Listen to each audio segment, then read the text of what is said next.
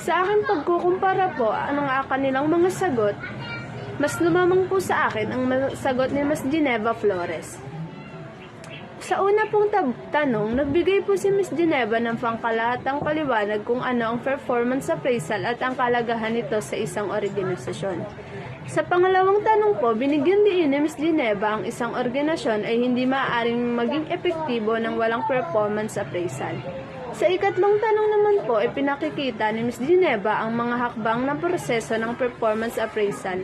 Kabilang na po ang pagtatatag ng mga pamantayan sa performance, nagpapahayag nito, pagtutok sa tunay na performance at paghahambing nito sa inaasahang performance.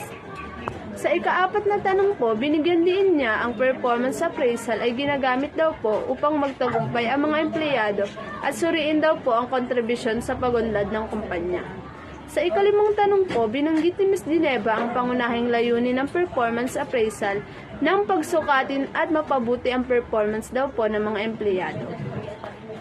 Kay Ms. Pauline Ablencia po, nagpapakilala si Ms. Pauline po bilang HR Assistant sa Ando Clitson Corporation at maikli niyang ipinalabas ang pagmamahal niya sa kanyang trabaho at ang epekto nito sa mga taong naghahanap ng trabaho at sa kumpanya na kanyang pinagtatrabahuan.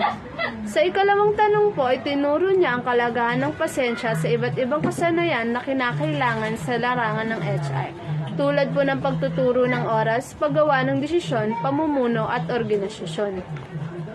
So ang akin pong mga napuna, nagbibigay po ng mas detalyadong at mga balangkas na mga sagot si Ms. Geneva sa mga tanong. Kabilang ang pagsusuri sa proseso at layunin ng performance appraisal. Ikalawa, ibinabahagi ni Ms. Pauline ang kanyang personal na karanasan at binibigyan din ang mga kasanayan kinakailangan sa larangan po ng HR. Ngunit ang kanyang sagot ay hindi po direktang sumasagot sa mga tanong tungkol sa papel ng performance appraisal sa tagumpay ng isang organisasyon.